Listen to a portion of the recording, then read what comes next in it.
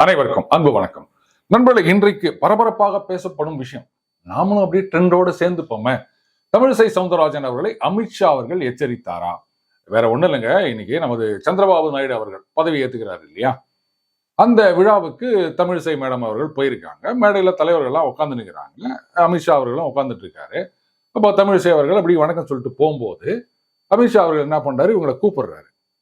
இவங்க பக்கத்துல போன உடனே இப்படி ஏதோ விரலை காமிச்சு பேசிட்டு இருக்க வீடியோ பயங்கர வைரலா சுத்தி நிற்குதுங்க. ஆனா ஒரு ஊடகத்துல பாத்தீங்கன்னா ரொம்ப அற்புதமா ஒரு செய்தி போட்டிருந்தாங்க. அதாவது தமிழிசை அவர்களை அழைத்து பேசிய அமித்ஷா அப்படின்னு. ஆஹா, ஏதோ எப்படி நீங்க பாக்குறீங்க அப்படின்றதுல எவ்வளவு வித்தியாசங்கள் தெரிகின்றது இல்லையா? ஆனா நிறைய ஊடகங்கள்ல வந்து அமித்ஷா அவர்கள் எச்சரித்தாரா அப்படின்னு கேட்டிருக்காங்க. அண்ட் பாஜக ஆதரவாளர்கள் நிறைய பேர் என்ன சொல்லியிருக்காங்க, இது மாதிரி தமிழிசை அவர்களுக்கு எச்சரிக்கை கொடுக்கப்பட்டது, வார்னிங் அப்படி இப்படின்லாம் சொல்லிட்டு இருக்காங்க. அங்க என்ன நடந்தது, என்ன பேசினார்கள் அப்படின்றது நம்ம வீடியோ மட்டும் தாங்க பாக்குறோம். ஏன்னா அங்க யாரோ மைக்கில் பேசிட்டு இருக்காங்க. அது உண்மையான கான்வர்சேஷன். சம்பந்தப்பட்ட 2 பேர் அவங்கள யாராவது ஒருத்தர் சொன்னாதான் உண்டு. 2 பேரும் சொல்வாங்க அப்படின்னு எதிர்பார்க்க முடியாது.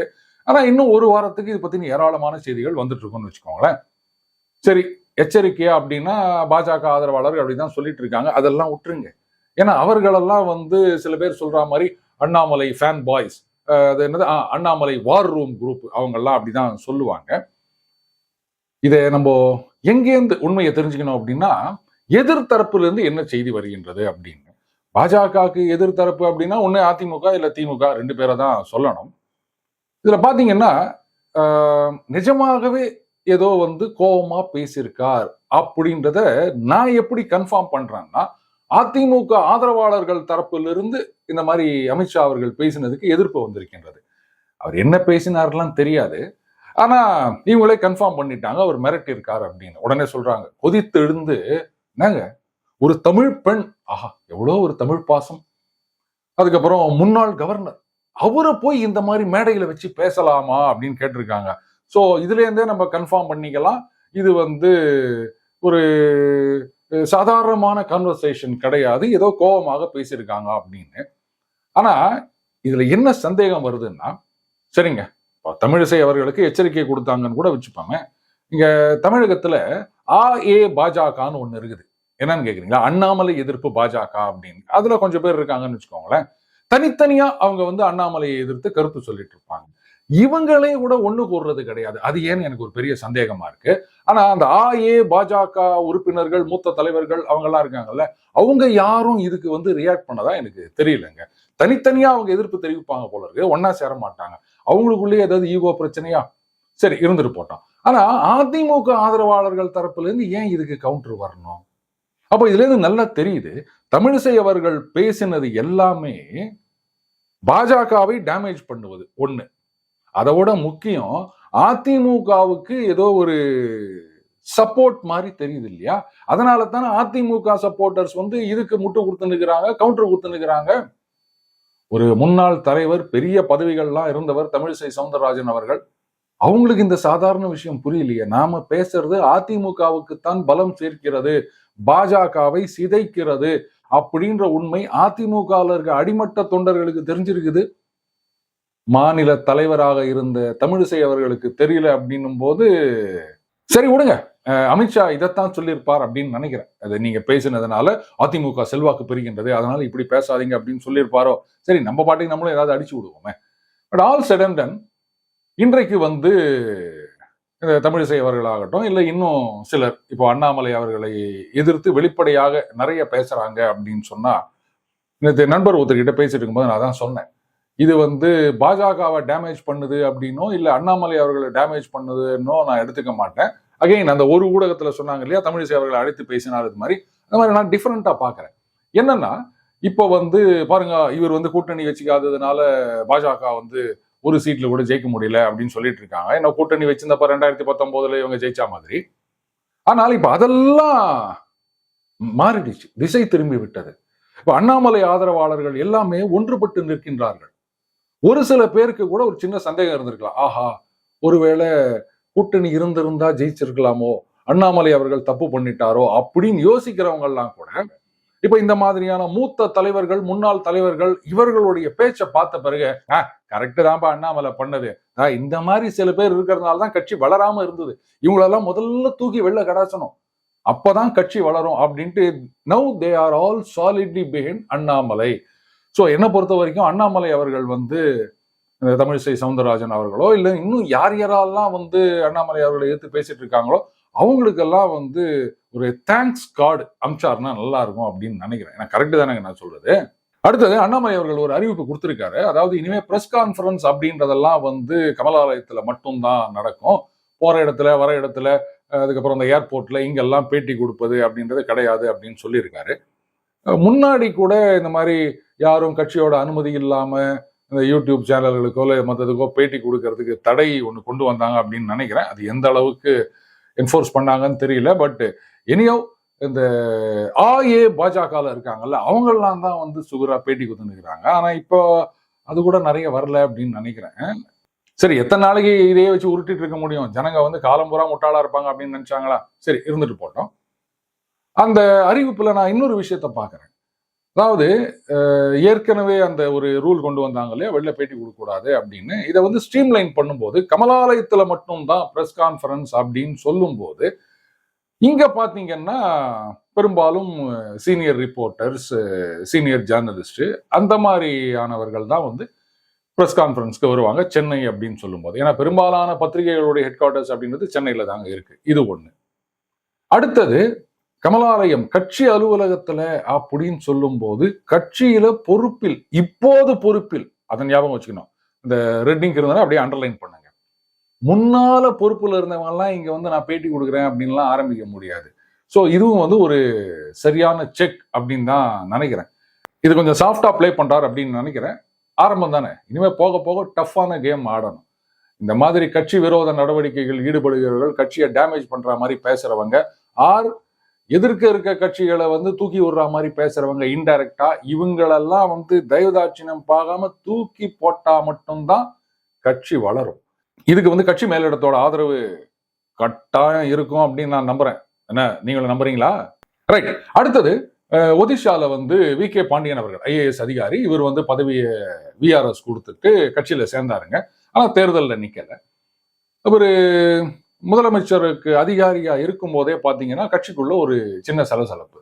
எல்லா டிசிஷனும் இவரை கேட்டுதான் எடுக்கிறாரு. இவர் தான் வந்து ஒரு பவர் சென்டராக செயல்படுகின்றார் அப்படின்னு. இப்ப கட்சியும் வந்து சேர்ந்துட்டார் அப்படின் போது இவர் கூடவே இருக்காரு அவர் எப்ப பார்த்தாலும்.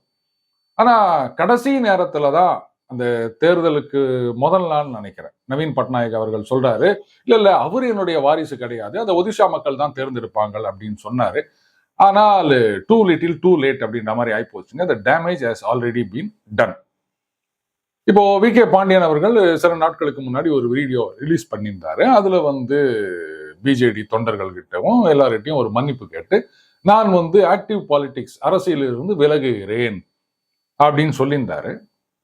இதுல இன்னும் சில விஷயங்களையும் சொல்லியிருந்தார். அவர் என்ன சொன்னாரு, இந்த மாதிரி வந்து ஒடிஷா மக்களுக்காக நான் வந்து உழைத்து கொண்டு வந்தேன். முதலமைச்சர் அவர்களும் அவருடைய திட்டங்கள் எல்லாம் கொண்டு வந்தாரு. அதை வந்து நாங்க சிறப்பா செயல்படுத்தினோம். அதை இன்னும் ஸ்ட்ரென்தன் பண்ணணும் அப்படின்றதுக்காகத்தான் நான் வந்து வேலையை விட்டுட்டு கட்சியில வந்து சேர்ந்தேன். கூடவே இன்னொன்னு சொன்னாரு, ஏதோ ஒரு வீடு நான் வேலையில ஜாயின் பண்ணும்போது என்ன சொத்தோ அதுதான் இன்னைக்கும் இருக்கு அப்படின்னாரு. இது வந்து ஒரு பக்கா அரசியல்வாதியுடைய ஸ்டேட்மெண்ட் மாதிரி தான் தெரியுதே தவிர அரசியலை விட்டு விலகினவருடைய ஸ்டேட்மெண்ட் மாதிரி எனக்கு தெரியல. ஸோ வெயிட் பண்ணி பார்க்கலாம். அவருடைய அரசியலுக்கு முழுக்கு அப்படின்றது நிரந்தரமாக இருக்கின்றதா இல்ல மறுபடியும் வந்து ஜாயின் பண்ணிக்கிறாரா அப்படின்றது இது ஒண்ணு. அடுத்தது, இவருடைய கரங்களை வலுப்படுத்த வேண்டும், ஒரிசா மக்களுக்கு உழைக்க வேண்டும் அப்படின்னு சொன்னா, இப்போ மக்களுக்கு உழைக்கணும்னா ரெண்டே விஷயம் தாங்க. ஒண்ணு அதிகார வர்க்கம், இல்ல ஆட்சி வர்க்கம். இப்போ இவரு அதிகார வர்க்கத்துல இத்தனை வருஷமா சீஃப் மினிஸ்டரோட இருந்து அவருடைய திட்டங்களை எல்லாம் சிறப்பாக செயல்படுத்தி கொண்டு வருகின்றார். இவருக்கு இன்னும் நிறைய சர்வீஸ் இருக்குது, அப்படியே பண்ணிட்டு போயிருந்திருக்கலாமே. எதுக்காக வந்து அரசியல் கட்சியில சேரணும்? நம்பர் 1. நம்பர் 2, சரி அரசியல் கட்சியில சேர்ந்துட்டார்ல, அப்போ ஒரு எம்எல்ஏவானு ஒரு அமைச்சராகி அப்படி ஏதாவது சேவை செஞ்சிருக்கலாம். ஆனா எலெக்ஷன்ல நிக்கல அப்படின்றாரு. அப்போ அதிகாரத்திலும் இல்லாம ஆட்சியிலும் இல்லாம எப்படி சேவை செய்ய போறாரு? நவீன் பட்நாயக் அவர்கள் நாளைக்கு ஜெயிச்சு சிஎம்மா மறுபடியும் வந்திருந்தாருன்னு வச்சுக்கோங்களேன்.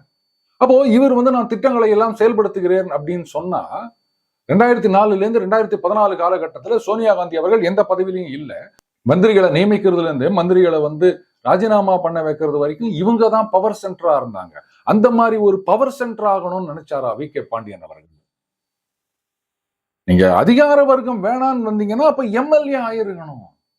எதுவுமே இல்லாம நான் கட்சியில இருக்கேன், கட்சியிலும் எனக்கு எந்த பதவியும் இல்லை அப்படின்னு சொன்னா, அப்போ நீங்க எப்படி மக்களுக்கு சேவை செய்வீங்க எனக்கு சொல்லுங்க. அதிகாரியா இருந்தா சேவை செய்யலாம், எம்எல்ஏவா இருந்தா அது ஒரு முறையில சேவை செய்யலாம், இல்ல கட்சி பதவியில இருக்கீங்க அப்படின்னு சொன்னாலும் அதுல ஒரு விதமான சேவை செய்யலாம். எந்த பதவியுமே இல்ல, ஆனா நான் சேவை செய்வேன் அப்படின்னா எப்படி செய்வீங்கோ? எனக்கு தாராவது கொஞ்சம் சொல்லுங்களேன். ஏன்னா நான் கூட அது மாதிரி செய்யலாம்னு இருக்கேன். ஏன்னா நான் இப்ப அதிகார வர்க்கத்திலையும் இல்ல, ஆட்சியிலையும் இல்லை, எம்எல்ஏவும் கிடையாது. அது அண்ணன் வி.கே. பாண்டியன் அவர்கள்கிட்ட இருந்து யாராவது கேட்டு சொன்னீங்கன்னா நம்ம எல்லாருமே கூட சேவை செய்யலாம், எந்த விதமான பதவியிலும் இல்லாமல். இப்ப புரியுதுங்களா? அவர் அரசியலிருந்து விலகுகிறேன் அப்படின்னு சொன்னதையே நான் ஒரு அரசியல் ஸ்டண்டா தான் பாக்குறேன். எந்த விதமான அதிகாரமும் இல்லாமல் நான் சேவை செய்கிறேன் அப்படின்னு ஒருத்தரால இறங்க முடியுமா? அப்போ எந்த பொறுப்பும் இல்லாமல் அதிகாரத்தை மட்டும் பின்னால் இருந்து இயக்க வேண்டும் அப்படின்னு ஏதோ பிளான் இருந்திருக்க மாதிரி தானே தெரியுது. So VK. பாண்டியன் அவர்கள் தமிழர் அப்படின்றதுக்காக இங்க சில பேர் பொங்கி எழுந்து நிற்கிறாங்க. ரொம்ப ஃபயர் விடாதீங்க, அடக்கி வாசிங்க. அடுத்ததாக இன்று சந்திரபாபு நாயுடு அவர்கள் பதவியேற்பு விழாவில் பிரதமர் மோடி அவர்கள் கலந்து கொண்டார். இதுல அவங்க 2 பேருக்கு இடையே இருக்கும் அந்த நட்பு இது இன்னும் வலுப்பெற்று இருக்கின்றது அப்படின்றதுதான் தெரியுது. இது நிறைய பேருக்கு கொஞ்சம் ஜெலுசில் வாங்க வேண்டிய அவசியமா இருக்கும் அப்படின்னு நினைக்கிறேன். இதுல நிறைய பேர் சொல்லிட்டு இருக்காங்க, அதை பாருங்க 15 நாள் தாங்குமா இந்த அரசாங்கம் அப்படின்னு. இதுல இன்னொரு காங்கிரஸ் தலைவர் சொல்லியிருக்காரு, முதல்ல இந்த நம்பிக்கை வாக்கெடுப்பு வரட்டும், அப்ப தெரியும் இவங்க நிலைக்கிறாங்களா இல்லையா அப்படின்னு சொல்லியிருக்காங்க. வழக்கம் போல ஒருத்தர் சொல்லியிருக்காரு, மார்ச் 2025 இந்த ஆட்சி கவிழ்ந்து விடும் அப்படின்னு சொல்லியிருக்காரு. இப்ப நான் ஒரே ஒரு கேள்வி கேட்கிறேன். நீங்க எல்லாம் மன்மோகன் சிங் பேசுவீங்க, நான் கொஞ்சம் வித்தியாசமா பாக்குறேன். நரசிம்மராவ் அவர்கள் சொல்ல போனா இங்கேயாவது இந்த கூட்டணிக்கு ஒரு மெஜாரிட்டி அப்படின்றது இருக்கின்றது. நரசிம்மராவ் அவர்கள் மைனாரிட்டி அரசாங்கம், மெஜாரிட்டி இல்லை, ரைட்டுங்களா? ஒரு சில வருடங்கள் மைனாரிட்டியாவே தொடர்ந்தது அந்த அரசாங்கம். அவர் எப்படி சக்சஸ்ஃபுல்லா 5 வருஷம் கம்ப்ளீட் பண்ணாரு? இப்போ மோடி அவர்கள் இவங்க இப்ப கிட்டத்தட்ட 293க்கு மேல வச்சிருக்காங்க, 300 டச் பண்ண போறாங்க. அவங்களாலேயே நிலையான அரசாங்கம் அமைக்க முடியாது அப்படின்னு புள்ளி கூட்டணியில சொல்றாங்க. கூடவே காங்கிரஸ்ல என்ன சொல்லியிருக்காங்க, இது எவ்வளவு நாளைக்கு தெரியுமா, நாங்க சரியான நேரத்துல ஆட்சி அமைக்க உரிமை கோருவோம் அப்படின்னு. 300 வச்சிருக்கவங்களே ஆட்சி அமைக்க முடியாது, நிலையான ஆட்சி தர முடியாதுன்னு சொல்லும் போது 230 சில்லறை வச்சிருக்கவங்க எப்படி நிலையான ஆட்சி கொடுப்பாங்க?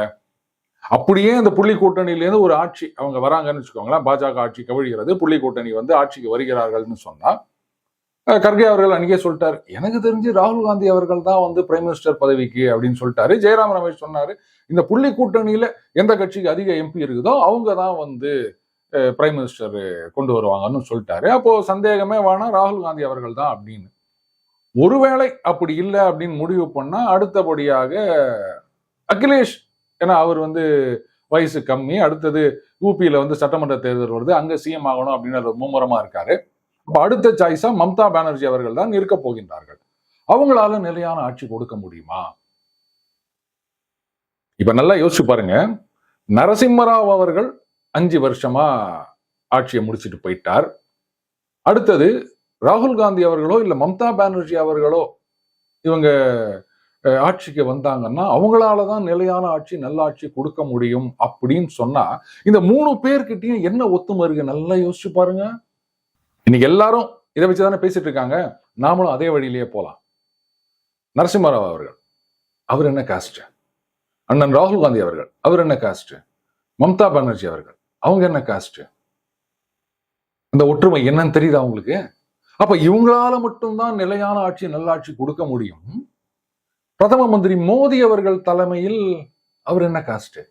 அவரால நிலையான ஆட்சி கொடுக்க முடியாது அப்படின்னு சொன்னா, அப்போ இது வேற ஏதோ அர்த்தம் வருது இல்லையா உங்களுக்கு? இப்ப புரியுதுங்களா? நாங்க இந்த பிற்பட்ட, மிகவும் பிற்பட்ட, அதுக்கப்புறம் ஒடுக்கப்பட்ட இவங்களுக்காக பாடுபடுகின்றோம் அப்படின்னு சொல்லிட்டு யாரை இவங்க புஷ் பண்ணிட்டு இருக்காங்க அப்படின்றது உங்களுக்கு புரியுதா? இப்படித்தான் ஊரை ஏமாத்திட்டு இருக்காங்க இத்தனை காலமா புள்ளி கூட்டணியில இருக்க கட்சியினர். நாம ஒழுங்கா புரிஞ்சுக்கணும். என்ன சார் நீங்க திடீர்னு ஜாதியை பத்தி பேசுறீங்க அப்படின்னு கேக்குறீங்களா? இன்னைக்கு புள்ளி கூட்டணி ஜாதியை வச்சுதானே அரசியல் பண்ணிட்டு இருக்காங்க. அதே ஜாதி அரசியலை வச்சுதான் அவங்களுக்கு கவுண்டர் கொடுக்கணும். நீங்க என்ன ஆயுதம் எடுத்துட்டு வரீங்களோ அதே ஆயுதத்தால் தான் திருப்பி அடிக்க முடியும். நீங்க என்ன கரன்சியை கொடுக்குறீங்களோ அதே கரன்சில தான் உங்களுக்கு நான் கடனை திருப்பி கொடுக்க முடியும். இப்ப புரியுதுங்களா? ரைட் நண்பர்களே, நாளைக்கு வியாழக்கிழமை பஞ்ச் இருக்காது, வெள்ளிக்கிழமை பஞ்ச் இருக்கும். 2 நாள் கேஸ் இருக்கு. ஒருவேளை வெள்ளிக்கிழமை பஞ்ச் போட முடியல அப்படின்னு சொன்னா சனி ஞாயிறு கட்டாயமாக தொடர்ந்து 2 நாட்கள் பஞ்ச் இருக்கும். மீண்டும் அடுத்த ஒரு சந்திப்போம். வணக்கம்.